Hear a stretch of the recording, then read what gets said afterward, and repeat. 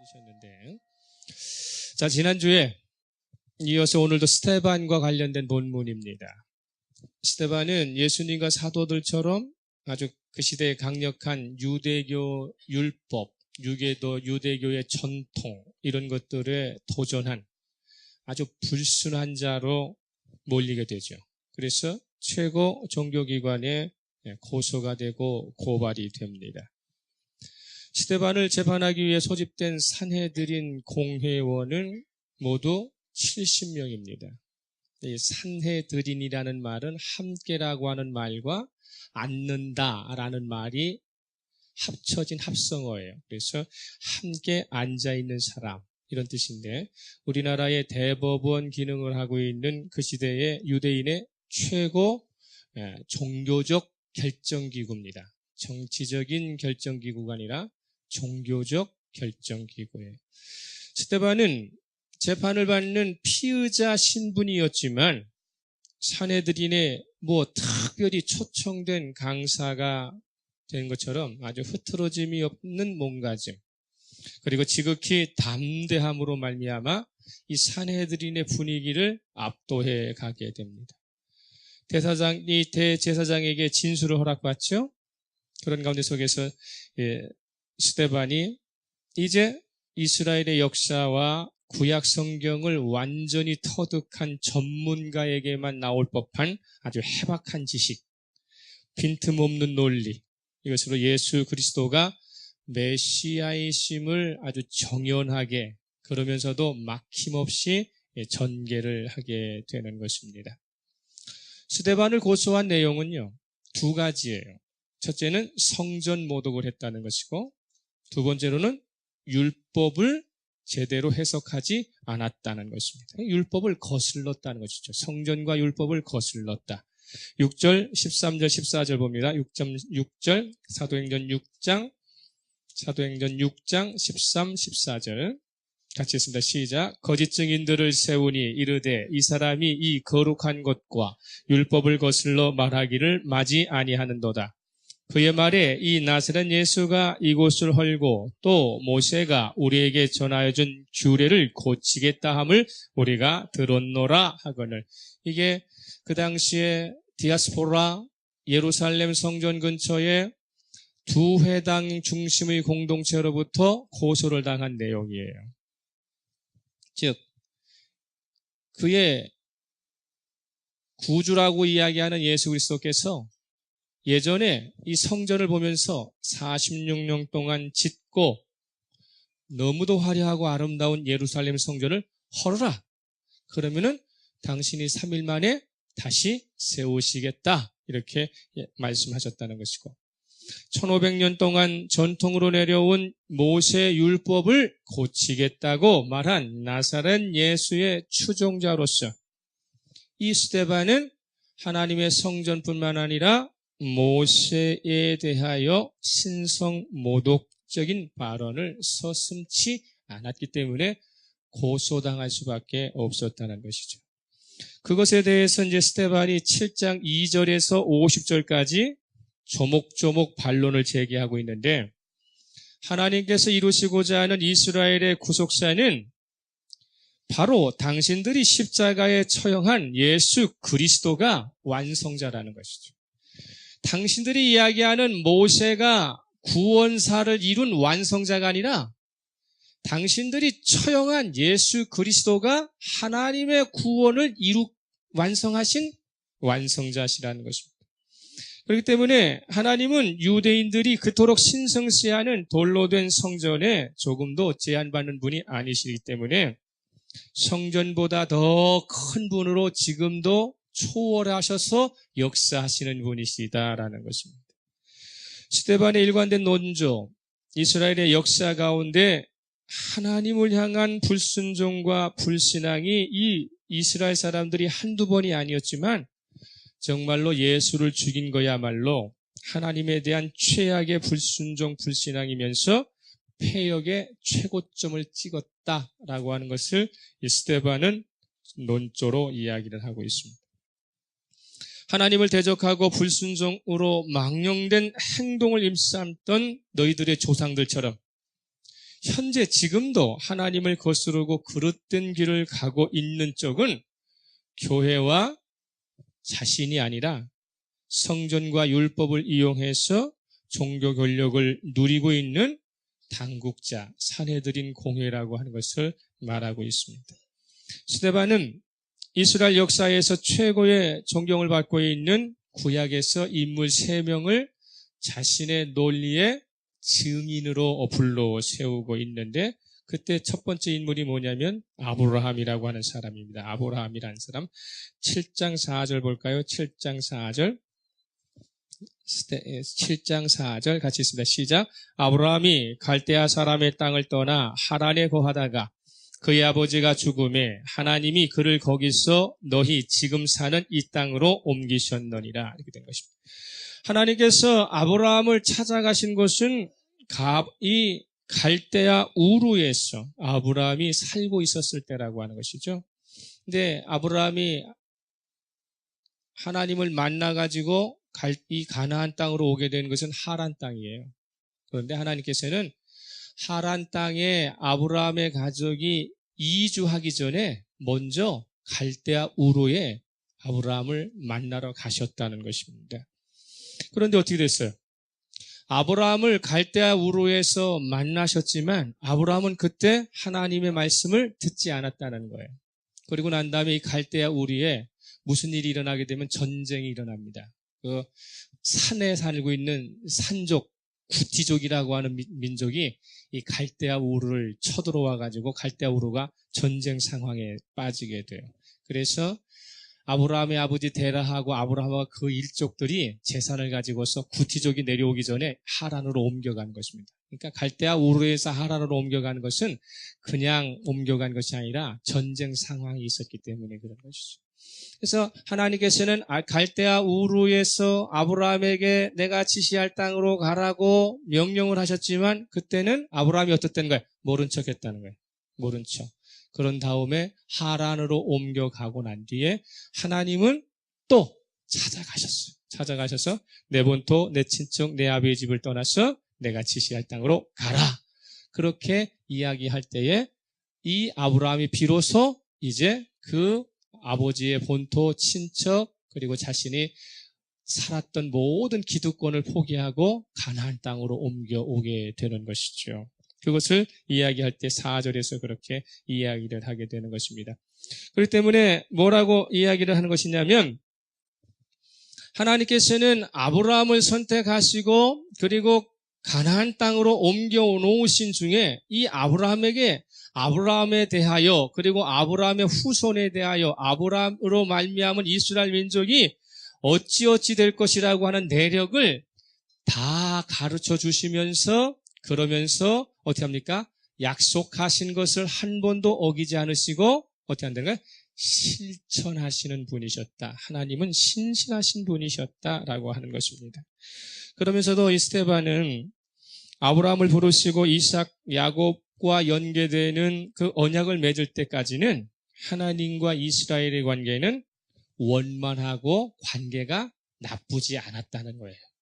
그래서 하나님께서 아브라함, 이삭, 야곱과 거듭거듭 언약을 갱신하실 때까지는 어땠다는 거예요?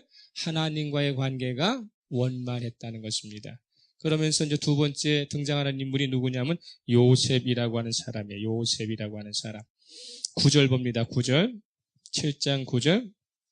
시작. 여러 조상이 요셉을 시기하여 애굽에 팔았더니 하나님이 그와 함께 계셨다. 이렇게 된 것입니다.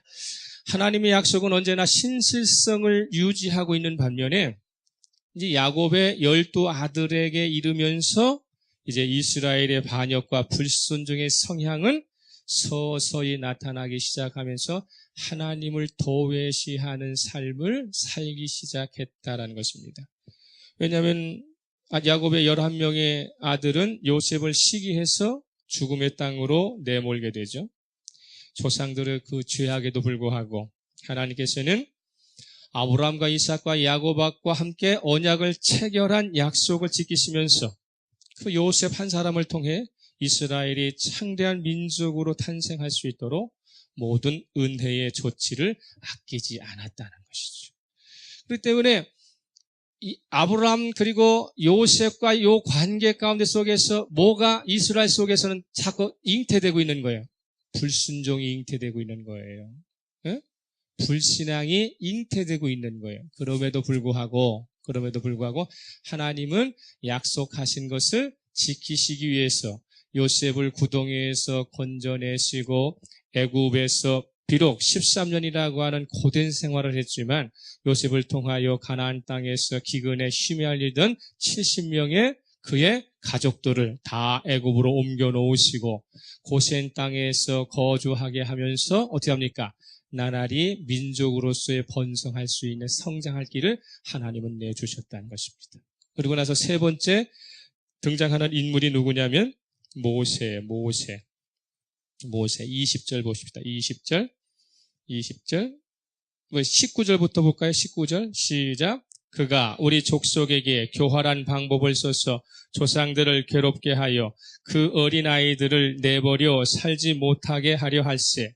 그때에 모세가 났는데 하나님 보시기에 아름다운지라 그의 아버지의 집에서 석 달 동안 길리더니, 이러면서 애굽 생활이 430년 동안 행복한 것은 아니었다는 것이죠. 요셉을 모르는 애굽의 통치자가 새로 나옴으로 말미암아 이스라엘 민족은 자유민에서 뭘로? 노예로 전락을 하게 됐고, 그러면서도 노예로 전락되었음에도 불구하고 이스라엘 백성들은 나날이 중대한 민족으로 자랐기 때문에 바로가 무슨 생각을 한 거예요? 사내 아이는 죽여야 되겠다. 그래서 그 엄중한, 정말로 사내 아이는 살 수 없는 아주 위급한 시기에 모세가 태어났지만 어떻게 됩니까? 하나님께서는 그 모세를 지켜보시고 계셨다라고 하는 것이죠.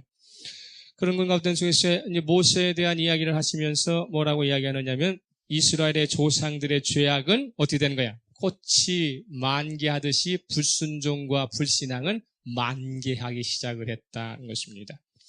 이스라엘의 구속사 입장에서 보면 모세는 아주 중요한 위치를 차지하고 있는 것은 사실이에요.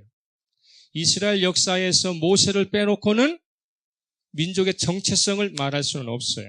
그렇지만 과연 이스라엘의 조상들이 모세에게 어떤 태도를 일관되게 취했느냐? 너희들은 역사를 봐야 한다. 이고 스데반은 지금 반론하는 거예요. 너희들이 지금 하늘처럼 섬기는 이 모세를 과연 너희들의 조상들이 정말로 하나님에게서 보냄받은 지도자로 존경하면서 모세를 따랐느냐? 그렇지 않다는 거죠. 에?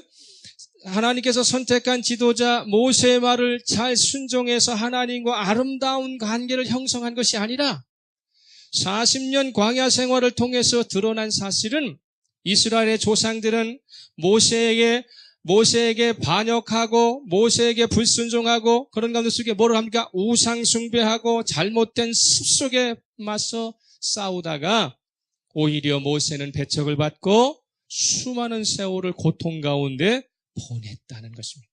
도대체 너희들이 모세를 존경한다고 이야기하고 모세 율법을 이야기하는데 너희들의 조상들이 과연 그 모세를 어떻게 대접했는가를 한번 되돌아봐야 한다, 이렇게 이야기하는 것이죠. 모세는 성전과 율법을 전수시키고 숭배하라고 가르친 인물이 아니라 오히려 백성들의 우상 숭배하는 죄와 싸우고 그들의 잘못된 습성을 고쳐주려고 경계를 늦추지 않았던 하나님의 영적 지도자였다는 것입니다. 그럼에도 불구하고 이스라엘 조상들은 모세를 배척하고 거절하고 그리고 나서 이제 와서는 자신들은 모세가 전해준 율법을 준수하는 자랑스러운 후손이라고 내세우는 것은 언어도단이다, 이렇게 말을 합니다. 모세를 대적하는 죄를 지었다고 고소하고 단죄하는 이 사내들이를 향해 스데반은 아주 단호한 결정을 내리죠. 당신들의 조상들이 광야에서 모세를 대적한 것처럼 지금은 모세보다도 훨씬 크시고 하나님의 구원사를 완성시키신 예수를 대적하고 있다는 것입니다. 그래서 스데반의 이 7장 2절에서 50절의 이 논증 가운데 속에서 중요한 건 뭐냐면 적반하장도 유분수다, 그렇게 이야기하는 거예요. 도대체 너희들이 어떤 근거를 가지고 예수 그리스도에 대하여 그렇게 폄하하고 불신앙할 수 있느냐? 적반하장도 유분수다라는 것이죠. 그러면서 모세보다 예수를 배척하는 것은 오히려 하나님께 씻을 수 없는 반역을 저지르는 행위가 된다는 것이죠. 왜? 그걸 깨닫지 못하고 이렇게 얼토당토한 그러한 행동을 지금 나에게 하고 있느냐라고 스데반은 산헤드린 공회원들에게 지금 질타를 하고 있는 것입니다. 왜 그럴까요? 모세 혼자 하나님의 구원의 경륜을 모두 감당한 것이 아니죠. 오히려 모세는 자신의 뒤에 자신과 같은 선지자가 오셔서 하나님께서 구원사를 이끌어 가시는 이 부분들을 완성하실 분이 계시다라고 하는 것을 이야기해요. 그것이 37절이에요. 7장 37절. 7장 37절 시작. 이스라엘 자손에 대하여 하나님이 너희 형제 가운데서 나와 같은 선지자를 세우라 하던 자가 곧 이 모세라. 그러니까 모세는 하나님의 구원사의 역사 가운데 속에 어떠한 인물이 나타날 것이라고 지시해 준 사람이라는 거예요. 누가 이 하나님의 장대한 구원의 역사를 나처럼 부르셔서 그래서 너희들에게 구원에 대한 것들을 완성시키실 분이 오신다. 그분이 오실 것이다. 그 사람이 나와 같은 역할을 감당하시는 분이시다 하고 손가락으로 지시를 해주었다는 거예요. 그 손가락으로 지시하신 분이 누구예요? 예수 그리스도라는 것이죠. 이스라엘이 그토록 존경해 맞이하는 모세는 종착 지점에 서 있는 분이 아니다는 거예요. 구원의 종착 지점에 서 있는 인물이 아니라 중간 기착지에 서 있는 인물이라는 것이죠.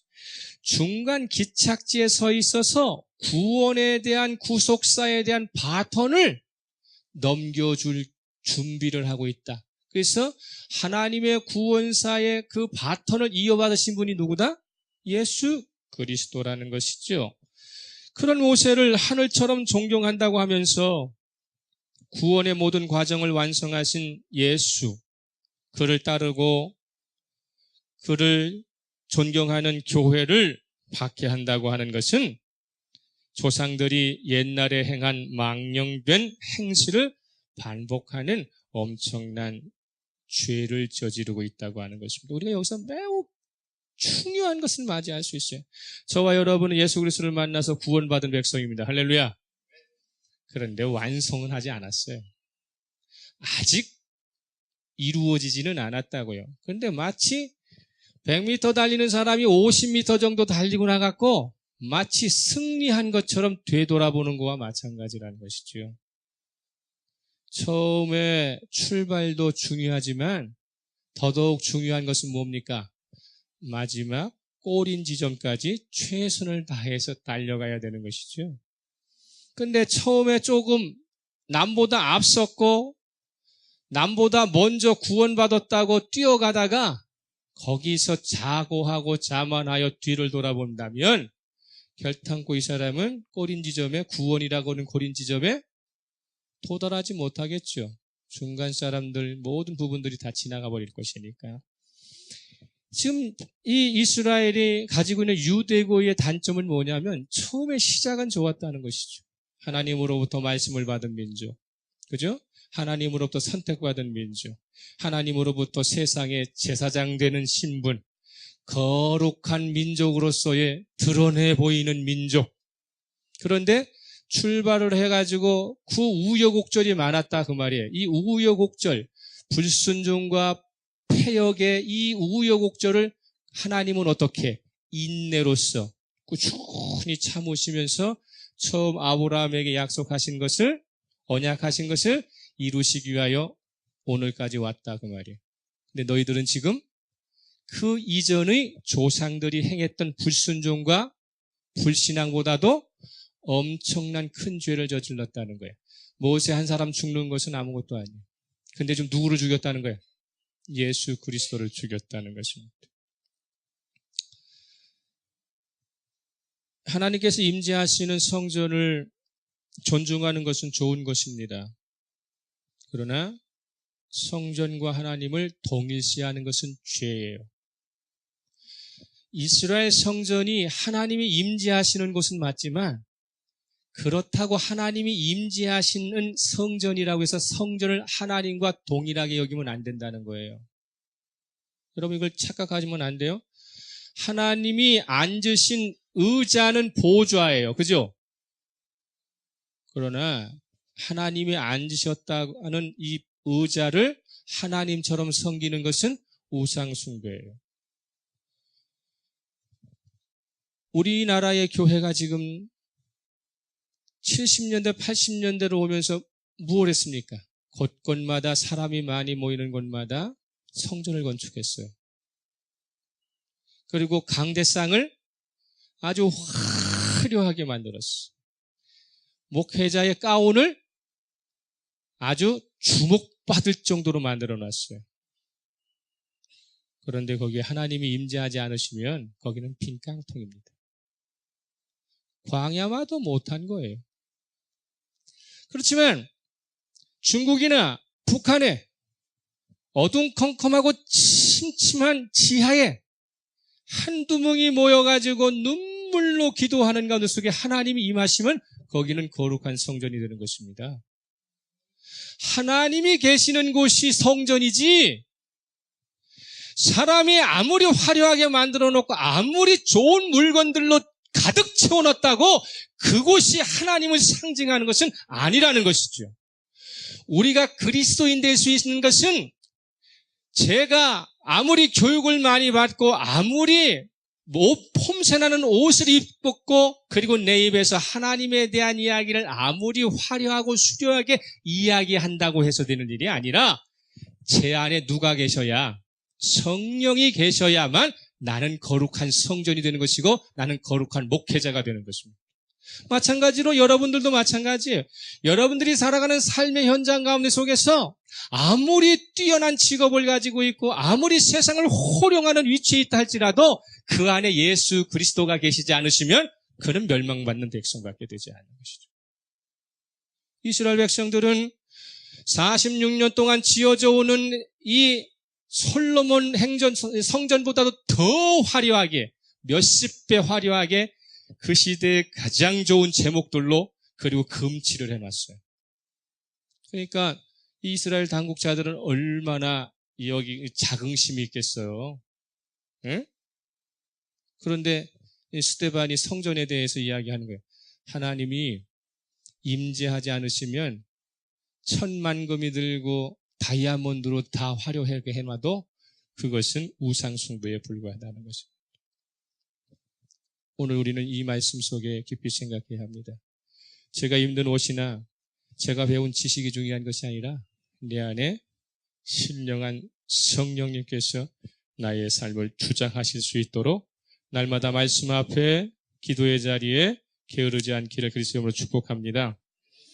그래서 그들이 그런 이야기를 듣고 나니까 그런 가운데 속에서 51절 봅니다. 51절 이 스데반이 그 이스라엘 당국자 사내들인 공의원들에게 하는 말이에요. 51절 읽습니다. 시작.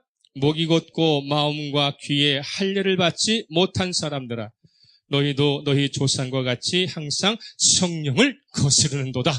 이렇게 이야기하는 거예요. 마음과 귀에 할례 받지 못했다는 것은 다른 말로 뭐라는 것이 하나님의 구원의 역사에서 배제됐다 그런 뜻입니다. 그러니까 그걸 듣고 있는 최고 종교기관의 이 70명의 공회원들은 여기에 뭐가 들어오겠어요? 분노가 차겠죠. 분노가 찬 가운데 속에 있습니다. 그런데 당혹하기도 하고 그리고 충격을 받았어요.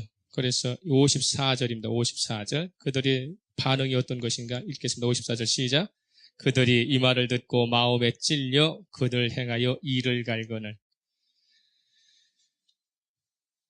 마음이 찔렸다는 표현은 어디에 나타나느냐면은 오순절 성령 강림 사건이 있었을 때에 베드로가 처음 이스라엘 백성들에게 처음 설교를 할 때에 설교를 듣고 그때 반응이 나타냈던 반응이 무슨 반응이에요? 마음이 찔리는 반응이에요. 2장 37절 보면 2장 37절 보면 이렇게 돼 있죠. 그들이 이 말을 듣고 마음에 찔려 베드로와 다른 사도들에게 물어 이르되 형제들아 우리가 어찌할꼬. 이렇게 마음에 찔리게 되면 반응이 나타나게 되는데 두 가지의 반응이에요. 하나는 회개하는 반응이요.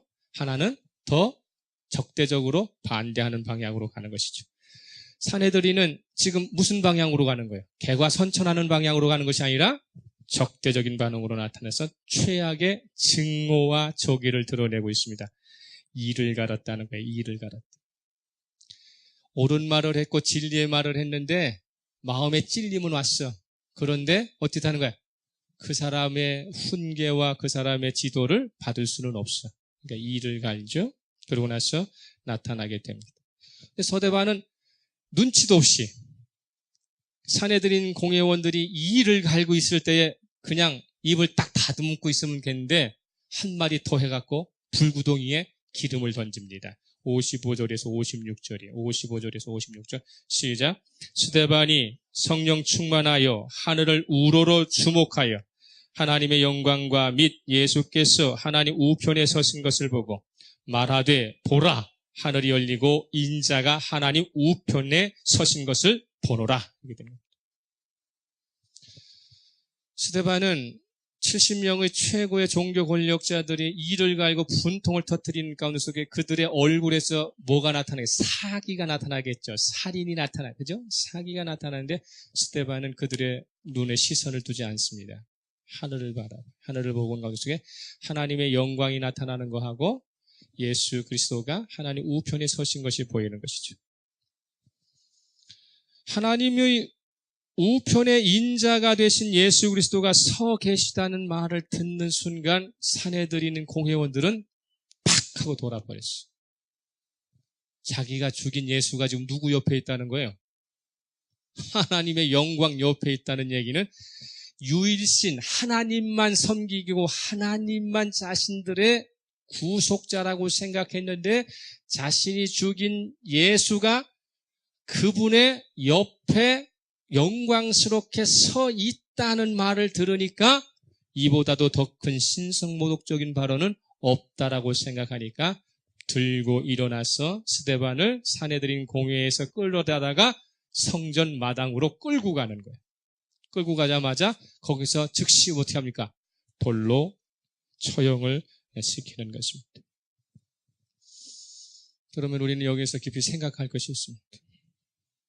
스데반에게 있어서 예수 그리스도는 어떤 분이시기 때문에 도대체 예수 그리스도는 누구시기에 스데반에는 대적자 앞에서도 흐트러짐 없이 초연하고 의연하게 처신하면서 하늘을 바라보게 하는 반면에 도대체 예수 그리스도는 누구시기에 당국자들에게는 적의를 드러내게 하고 분노케 하고 사람을 죽이게끔 만드는 요인이 뭐냐는 거예요.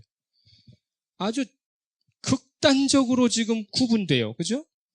한 사람은 예수 그리스도를 보니까 자신을 죽이려고 하는 극악한 세력 앞에서도 태연해. 한쪽은 예수 그리스도를 본다고 이야기하니까 그렇게 태어난 사람을, 죄도 없는 사람을 끌어다가 돌로 치려고 하는 거예요. 예수 그리스도가 누굽니까, 우리에게? 왜 이렇게 극단적 상황을 만들어내요? 한쪽은 생명까지 포기할 정도로 열렬히 추종하고 있는 반면에 한쪽은 죽이지 않으면 안 될 만큼의 분노를 일으키는 존재가 예수 그리스도라고 하는 사실. 만약에 더더욱 여기서 이 본문에서 제가 이해할 수 없는 것은요,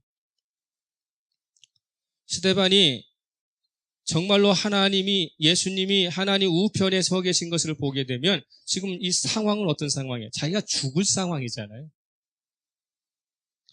스데반이 그 예수에 대해서 이렇게 이야기해야 되지 않겠어요? 주님 만나고 내가 오늘까지 말씀 앞에 섰습니다. 기도 앞에 섰습니다.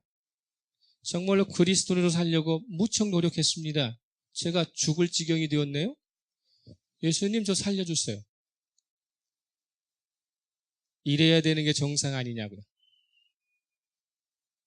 또 주님 제가 이 공회에 와가지고 심판을 받으면서 제가 7장 2절에서 그때는 뭐 장절수가 없었으니까 제가 지금까지 논리 정연하게 한 이 논리가 맞다면 내 주장이 내 믿음이 옳다고 하는 그것을 증명해 주십시오. 기적이라도 내려주시고요. 번개로 치더든 지진이라도 일어나게 해가지고 저 사람들이 내 주장이 옳다고 하는 것을 깨닫게 해주세요. 그래야 되는 거 아니에요? 저는 그래야 된다고 보는데 스데반은 자신의 목숨을 살려달라고 얘기도 않고 자신이 지금의 신앙이 옳다는 것을 증명해달라고 요구도 하지 않습니다. 59절입니다. 59절 시작. 스데반을 치니 스데반이 부르짖어 이르되 주 예수여 내 영혼을 받으시옵소서. 아주 죽을 각오를 한 거죠. 죽음, 증오만이 가득 넘치는 현장에서 그는 자신의 일신에 대하여 한마디의 이야기를 하지 않고 예수님께서 어디서 행하신 십자가 선상에서 행하신 말씀을 기도로 하고 있잖아요. 아버지여 저희들은 저희의 죄를 알지 못합니다. 저희들의 죄를 용서해 주십시오. 라고 이야기하는 것처럼 그는 60절입니다. 60절 시작. 무릎을 꿇고 크게 불러 이르되 주여 이 죄를 그들에게 돌리지 마옵소서 이 말을 하고 자니라. 그럼 이 죄는 누구에게 돌려야 돼요? 도대체 이 죄는 누구에게 돌려야 돼요? 저 사람들에게 죄를 돌리지 않으면 도대체 누구에게 이 죄를 돌려서 자신의 억울한 죽음, 자신의 옳음을 입증할 수 있느냐는 것이죠. 신앙이라는 게 뭔지 갑갑하고 답답하지 않나요? 지금까지 하나님을 섬기면서 온갖 숱한 많은 일 가운데 속에서 내가 주의를 지키려고 몸부림을 치고 예수 그리스도인처럼 살려고 착하게 살고 뭐래도 좀 착하고 선하게 살아가지고 하나님 보시기에 옳게 살려고 몸부림쳤잖아요. 그러면은 그렇게 살아온 이 인생에 대해서 억울하게 붙잡아내고 배척하고 죽이려고 하는 그 세력에 대해서 도대체 죄를 돌리지 않으면 여러분의 억울함은 어디서 풀 거냐고요. 스데반은 지금 그걸 이야기하고 있다는 것입니다. 오늘의 우리의 문제 아니에요? 남편과 나 사이에 곤란을 겪게 하고 고통을 주었던 것을 누구에게 돌려야 합니까? 부모와 자식 간에 사회와 사회관계 속에서 내가 서 있는 사회 가운데 속에 내가 당하는 이 억울함, 내가 당하는 이 고통을 믿음 때문에 갖고 있는 이 고통을 도대체 누구에게 돌려야 하느냐는 것이죠. 돌리지 마십시오. 스데반의 이야기. 18세기에 영국의 양심이라고 불리던 사람이 있었습니다. 영국의 양심.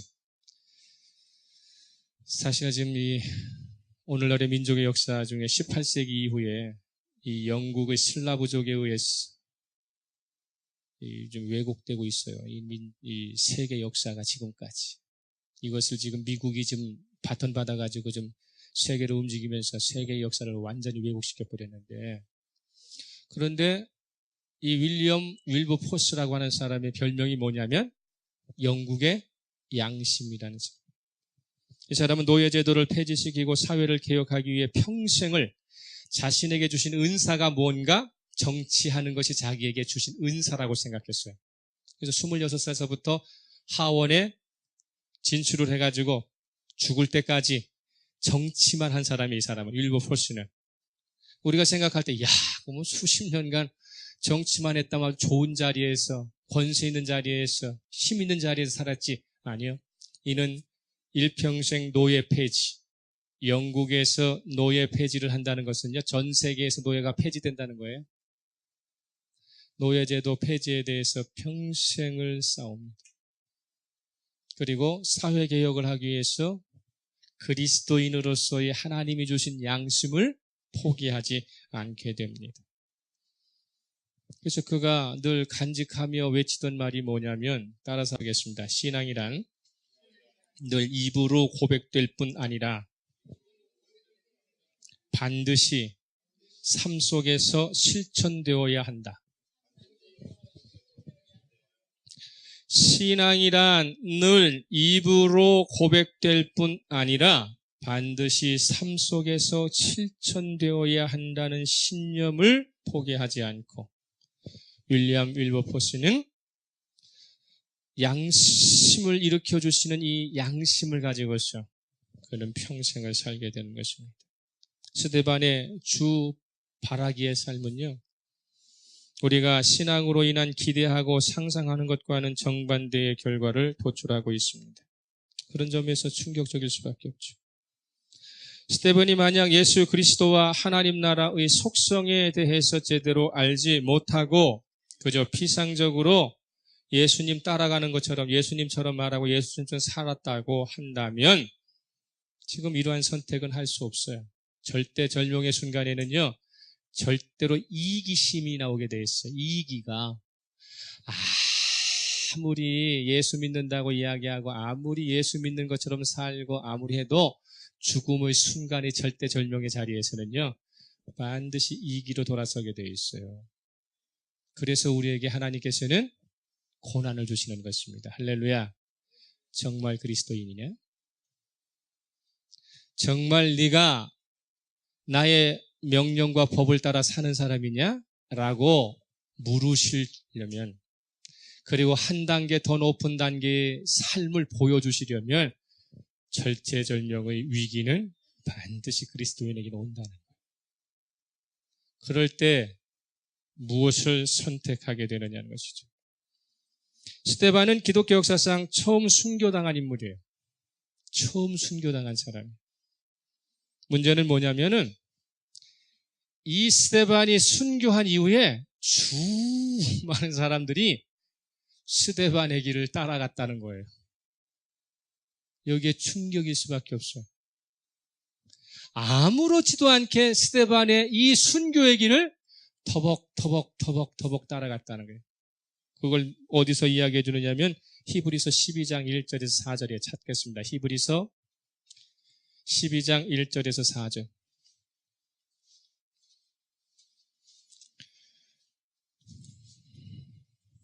히브리서 12장 1절에서 4절 다 같이 큰 소리 읽겠습니다. 시작. 그러므로 우리에게 구름같이 둘러싼 허다한 증인들이 있으니 모든 무거운 것과 얽매이기 쉬운 죄를 벗어버리고 인내로서 우리 앞에 당한 경주를 하며 믿음의 주요 또 온전하게 하시는 이인 예수를 바라보자.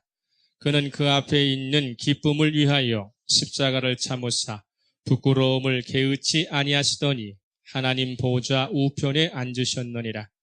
너희가 피곤하여 낙심하지 않기 위하여 죄인들이 이같이 자기에게 거역한 일을 참으신 일을 생각하라. 지금 그것까지만요. 3절까지만 볼게요. 그러면 이러므로 우리에게 구름같이 둘러싼 허다한 증인들이 있다는 거예요. 구름같이 둘러싼 허다한 증인들이 있다. 스데반이 특별한 사람이고 순교에 대한 유일한 선택을 했다면 성경은 우리에게 스데반의 삶에 대하여 자신 있게 살라고 말할 수 없죠. 왜요? 스데반은 특별한 사람이잖아요. 이건 예외의 상황이잖아요. 라고 말할 수 있지만 히브리서 기자는 뭐라고 이야기하느냐면 11장에서 믿음장이라고 얘기해요. 그죠? 히브리서 11장은 믿음장이라고 얘기해요. 믿음에 대한 이야기하고 믿음의 인물에 대한 이야기를 하고 나서 12장에 와서 그러한 삶을 살아간 사람들은 허다하다. 여기에 우리의 삶이 고심되는 것입니다. 스데반에게 믿음의 주여 또 온전하게 하시는 주님에 대한 확고한 신뢰가 있었기 때문에 그는 성령 충만을 받을 수 있었으며 죽음의 현장에서도 그리스도인의 삶을 포기하지 않게 됩니다. 스데반은 언제나 주님을 바라보는 시선, 주님이 행하신 그것에 대한 것을 주목하고 살았기 때문에 그를 박해하려고 하고 죽이려고 하는 사람들을 위한 증보 기도도 아끼지 않았다는 것입니다. 자기만 옳게 살고 자기만 거룩하게 살다가 자기만 칭찬받고 사는 것이 아니라 오히려 한 걸음 더 나아가 어떻게 했다는 거예요? 오히려 자기를 박해하고 자기를 무너뜨리려 하고 자기를 죽이려고 하는 사람들을 향하여 그들의 죄를 돌리지 마십시오. 그들의 죄를 돌리지 마십시오. 라고 하는 증거의 삶을 산 것이죠. 주바라기의 삶을 사는 자에게는 상상할 수 없는 하나님의 나라가 임하기 때문에 그렇습니다. 할렐루야. 주를 제대로 보고 살고 주의 은혜를 제대로 보고 살면요, 하나님은 여러 가지 어려운 고통 상황 가운데 속에서도 반드시 하나님의 나라의 속성을 보여주셔요. 로마서 14장 17절입니다. 로마서 14장 17절. 로마서 14장 17절. 로마서 14장 17절. 같이 읽습니다. 시작. 하나님의 나라는 먹는 것과 마시는 것이 아니요 오직 성령 안에 있는 의와 평강과 희락. 할렐루야. 주를 제대로 보고 살고 주 바라기의 삶을 제대로 실천하면 하나님의 나라는 먹고 마시는 것에서의 충족함, 먹고 마시는 것에서의 행복이 아니라 성령 안으로 인도해 주셔서 의와 평강과 희락으로 채워주시는 것입니다. 하나님께서 스데반의 순교로 예루살렘 교회를 든든히 세우시지 않으셨어요. 하나님은 스데반을 순교로 몰아넣으셔요. 얼마든지 건져내 주실 수 있고 얼마든지 그를 정당화시킬 수 있고 얼마든지 기적을 일으킬 수 있었음에도 불구하고 스데반을 죽도록 방치해 놓으시고 그런 가운데 속에 이스라엘의 초대교회를 품고 든든히 세운 것이 아니라 그때부터 그 교회에 박해가 시작되어 가지고 모든 그리스도인들이 뿔뿔이 흩어지게 됩니다. 고인물은 썩는다는 것을 주님은 보여주시는 거예요. 은혜도요, 전파되지 않고 그 은혜도 나누지 않으면 은혜의 공간이 썩게 됩니다. 여기는 7년 지나가는 시점이에요. 예루살렘 교회가 7년 지나가는 시점. 그런데 안으로만 계속 들어와요. 교회 안으로 들어오니까 2만 명, 3만 명이 자꾸 돼요. 그러다 보니까 거기에 파당이 생깁니다. 헬라파, 히브리파, 사당 이런 가운데 속에서 뭐가 생겨요? 고린도 교회만 생기는 게 아니에요. 사도 베드로 쫓아가는 놈들, 사도 요한 쫓아가는 놈들, 야고보 쫓아가는 놈들 이래저래 해서 파당이 생겨가지고 권력이 되고 세력이 됩니다. 은혜의 공간이 권력이 들어와요. 은혜의 공간에 내 사람 심어요. 은혜의 공간에 힘이 생겨요. 그러니까 왕국을 이루어가는 것이죠. 자기들만의 왕국. 거기에 어떻게 됩니까? 썩은 내가 시작돼요. 그래서 끄집어내셔서 스데반을 통하여 교회를 어떻게 하게요? 풍비박산을 만들기 위해서 순교를 시작해서 사방으로 흩어져가는 이 그리스도인들이 은혜의 진정함을 알기 때문에 곳곳마다 무엇을 뿌려요? 복음의 씨앗을 뿌리게 되는 것입니다. 스데반의 순교의 피는 가장 중요한 결정을 하는데 사도 바울이 회심케 하는 마중물 역할을 한다는 거예요. 이 스데반이. 이 매우 중요한, 하나님께서는 스데반이라고 하는 사람을 거둬가시는 반면에 그 순교의 피의 튀김을 얻은 사울이 회심토록 만드시는 하나의 역전의 현상으로 만듭니다. 요한복음 12장 24절에 이렇게 나와 있습니다. 내가 진실로 진실로 너희에게 이르노니 한 알이 미리 땅에 떨어져 죽지 아니하면 한 알 그대로 있고 죽으면 많은 열매를 맺으리라. 할렐루야. 이 부분을 우리가 깊이 생각해야 합니다. 기독교가 극심하게 박해를 받던 2, 3세기의 경에 쓰여진 디오그네투스에게 보낸 편지라는 것이 있어요. 디오그네투스에게 보낸 편지. 이것은 띠끌처럼 시작된 기독교가 12사도들이 이제 다 떠난 후에 100년쯤 넘어가지고 어떻게 됩니까? 로마 전역에 기독교가 확산이 됩니다. 아직까지는 공인받기 전이죠. 신자들이 날마다 증가하게 돼요. 로마 제국 통치 아래 살고 있던 이교도들이 이걸 시기하게 됩니다. 시기하게 돼서 그래서 어떻게 되냐면 이 기독교인에 대해서 그리스도인에 대해서 아주 있지도 않는 소문을 내요. 루머를 만드는 유언비어를 만들어내게 됩니다. 그렇기 때문에 그들은 뭐 같이 먹고 자면서 공정공생을 하면서 몸도 같이 섞고 산다. 자식을 내버린다라는 또한 성찬을 하게 되면 포도주를 먹게 되다 보니까 뭐가요? 서로 죽여갖고 자식을 죽여갖고 피를 먹는 사람들이라고 하는 이상한 루머를 나타나게 때 그때에 어느 한 무명의 기독교인이 이 디오그네투스라고 하는 사람에게 보낸 편지의 내용은 잠깐 간략하면 이런 겁니다. 그들은 그리스에 살든 야만인 도시에 살든 옷 입는 것과 먹는 것 기타 삶의 대소사에서 자기가 속한 나라의 풍습을 따릅니다. 하지만 동시에 그들은 서로의 안녕과 행복을 위해 아주 특별한 사랑으로 살고 있습니다. 그들은 자기 나라에 살지만 오직 이방인으로 삽니다. 다른 시민들처럼 모든 것에 대한 권리가 있음에도 외국인처럼 아무런 혜택을 누리지 못합니다. 그들은 모든 사람들처럼 결혼도 하고 자녀도 낳지만 자녀들을 내다 버리지 않습니다. 집을 개방하고 음식을 서로 나누지만 침실을 나누지는 않습니다. 그들의 육신 안에 있는 것은 사실이지만 육신대로 살지는 않습니다. 이 땅에서 바쁘게 하루하루를 살아가지만 그들의 시민권은 하늘에 있습니다. 그들은 정해진 법들을 준수할 뿐 아니라 그들의 삶 속에서 법이 요구하는 그 이상의 삶을 살아내고 있습니다. 그들은 모든 사람들을 사랑하지만 모든 사람들로부터 핍박을 받습니다. 사람들은 그들을 죽이지만 하나님은 그들을 다시 살리십니다. 그들은 가난하지만 많은 사람들을 부욕해 합니다. 그들의 궁핍함은 말로 표현할 수 없을 정도이지만 동시에 말할 수 없는 풍요를 누립니다. 그들이 모욕당할 때 하나님은 그들을 위해 보응해 주십니다. 그들은 경멸을 당하지만 경멸하는 자를 향해 복을 빌어줍니다. 그들은 선을 행하고 악인으로 처벌을 받습니다. 처벌을 감내하면서도 그들은 즐거워합니다. 왜냐하면 그들은 부활을 믿기 때문입니다. 비록 그리스도인들은 감옥에 있는 것처럼 세상에서 규제를 당하고 있지만 후에 하늘에서 자기들이 소유할 영원히 썩지 않고 멸하지 않는 것을 기다리고 살아가고 있습니다.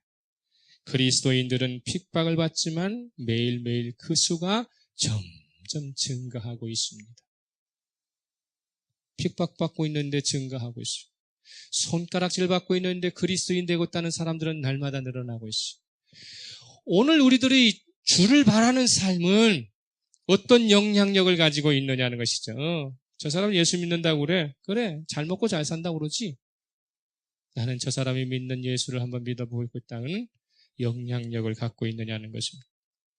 스테반의 주바라기의 삶은 하늘을 열 수 있는 자리가 있었어요. 그의 삶은 하늘을 열 수 있는 자리였습니다.